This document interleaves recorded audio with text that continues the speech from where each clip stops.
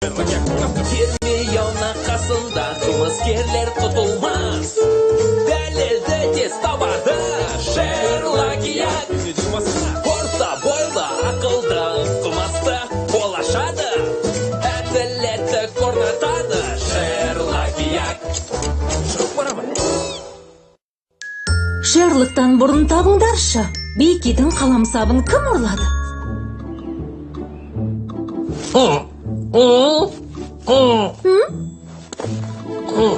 Неге мазасызданып отырсың, Шерлок? Көзім ауырып барады, іші қызарып қышып жатыр. Солай ма? Оған бейжай қарауға болмайды.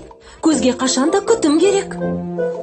Бейжай қарама деймсің? Сонда міндетті түрде дәрігерге қаралуым керек пе? Иә, Беки дәрігерге хабарласып баратынымызды айтайын. Қажеті жоқ. Қазір өзімді жақсы сезініп отырмын. Рахмет.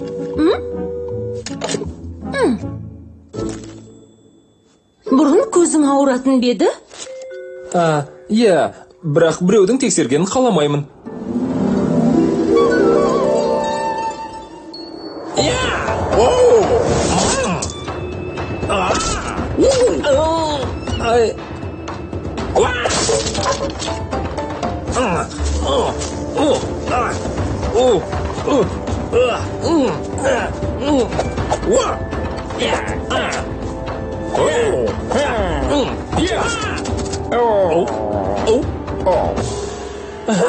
Жаттығуларды жақсы жасап бір шама үлгеріледің, шәкіртім. Қазір сені тағы бір сынақтан өткізбекпін. Енді көздеріңді тексеріп көрейік. Ұстаз, көздерімді шынымен де сынақтан өткізбексіз бе? Иә, мына қасықпен сынап көреміз.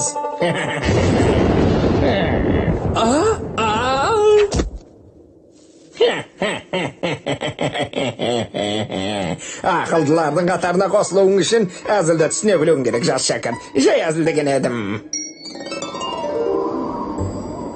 Көздерім анда-санда осылай ауырады.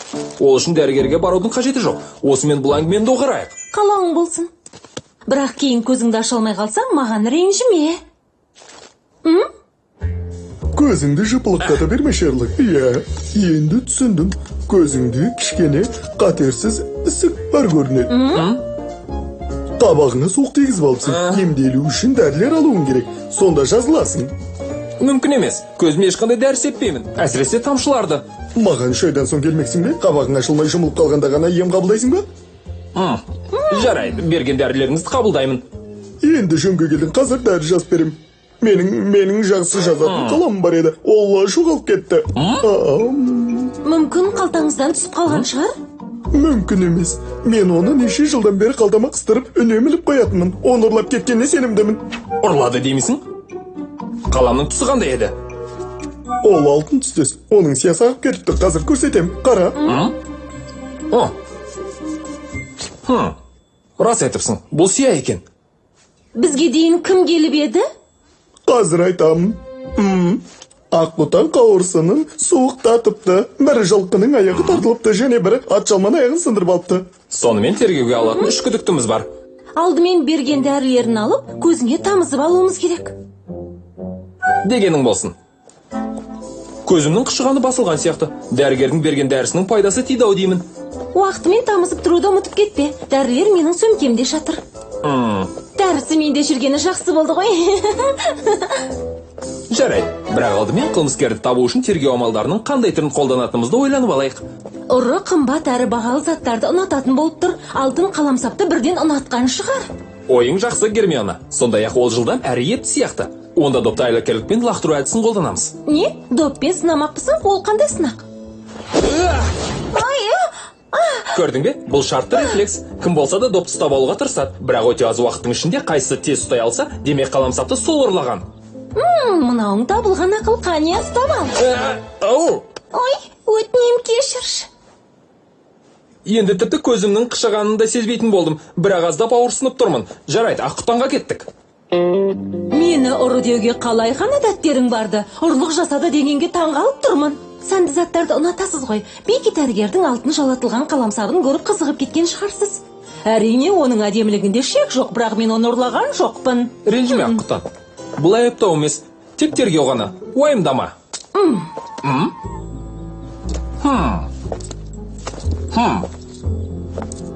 Аха, үлкен дақ. Қызық екен. Мынау ма? Бұл бояу ғой. Қазір не екен анықтап білеміз. Қане Гермиона? Орамалды суға сал. Абай болыңдар, өте қымбат тұрады. Енді судан шығар. Дақ кетпепті. Расында ол сияның дағы емес екен. Бояу суға салсаң бірден жоғалып кетеді. Бірақ сурет салатын майлы бояулар судан бірден еріп кете қоймайды. Оның еруіне біраз уақыт керек.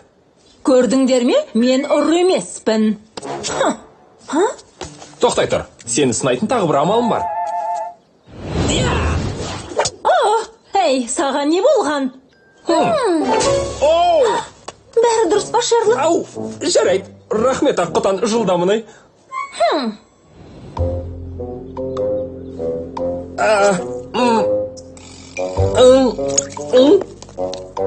Қазір бәрі дұрыс болады.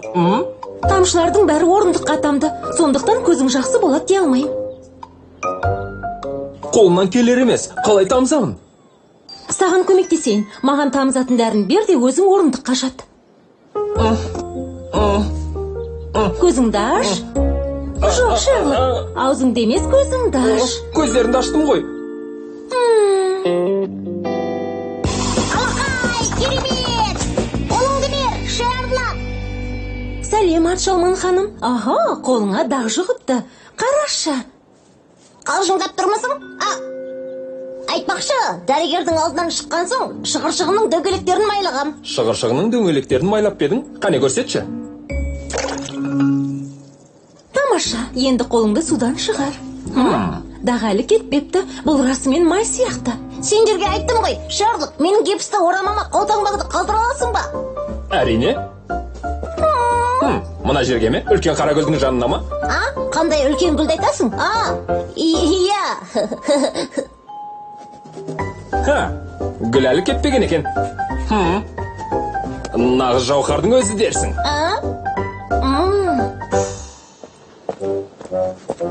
Тағы бір нәрсе айтайын деген едім.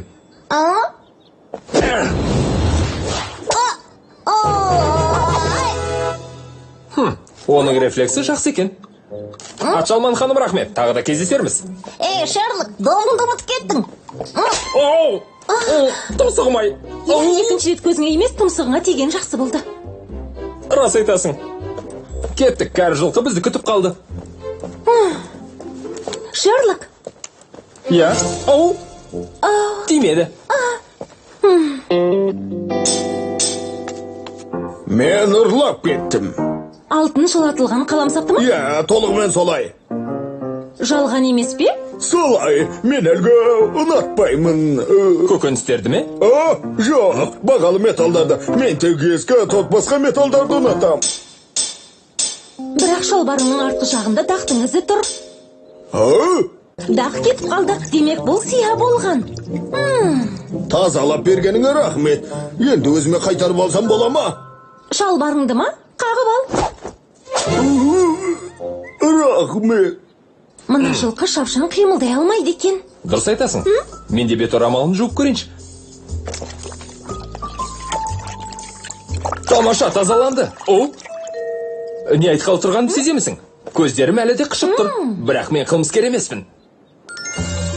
Сен қалай ойлайсың, жас детектив? Егер назар салып қараған болсаң, қылмыскерді тапқаның анық. Беки дәрігер емдеушілерді қабылдап жатқанында кенеттен алтын сапты қаламын жоғалтып алған. Ұры өте жылдам қимылдаған. Қаламнан аққан сияның кесірінен Биккидің киімі былғанып қалған. Сондай-ақ ол дақ болып тұр. Аққұтан, кәрі жылқы және Атшалман Бикки дәрігерге ауырған жерлерін көрсету үшін келген. Ұры осылардың қайсысы?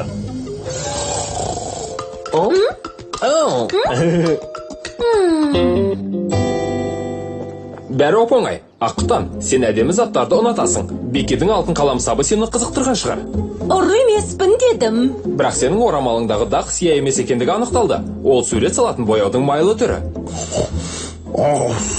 Жылқа, сен сияны шалбарыңа жұқтырып алыпсың. Бірақ мен... Еш асықпа. Дәрігердің қаламсабын қас пен көзің арасында ұрлап алуың мүмкін бе? Айтшы. Жоқ. Өте дұрыс. Қылмыскер өте шапшаң қимылдайды. Оған қоса сияны жұқтырып алғанын байқамай да қалады. Солай емес пе, Атшалман ханым? Себебі қылмыскер сенсің. Бірақ Атшалманның қолындағы дақ сиянікі емес қой. Оны суға салып көрді. Мен ол дақты меңзеп тұрған жоқпын, Гермиона. Қазір басқа, яғни гипстегі дақ туралы айтып тұрмын. Сия әлі кеппеген екен. Сондықтан оны бет орамалыма жағып алдым. Сен өте ақылдысың, Шерлок. Рахмет. Мен қолтаңба қалдырған гипсте бір дақ тұрды. Оның қолындағы даққа мүлдем ұқсамайтын бірден сездім. Қаламсапты гипстің ішіне тығып қойдың ба? Иә, дұрыс таптың, Шерлок. Міне, дәрігер, ұрлап кеткенім үшін кешіріңіз, бірақ өзіңізге қалайда қайтарып берем деп ойлағам. Шыныңды айтып тұрсың ба? Әрине. Айтпақшы, Шерлок, маған қатаң жаза қолданбашы. Бұлай ұрлық жасауды қою керек, Атшалман. Саған осы бақтағы сая жолдарды тазалап шығуды бұйырамын. Міне жазаңды осылай өтейсің, ұқтың ба?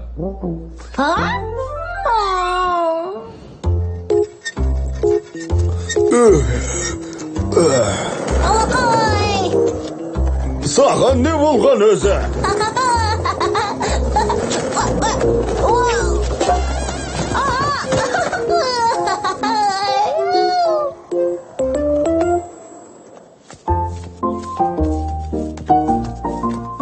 Тағы бір қылмыскердің қылмысын әшкере еттік, Гермиона. Иә, саған рахмет. Ау, бауың шешіліп қалыпты. Иә. Жарай, тыныштал, достым. Жоқ, көмектесіңдер, жоқ. Доғар, Гермиона. Жоқ, Гермиона.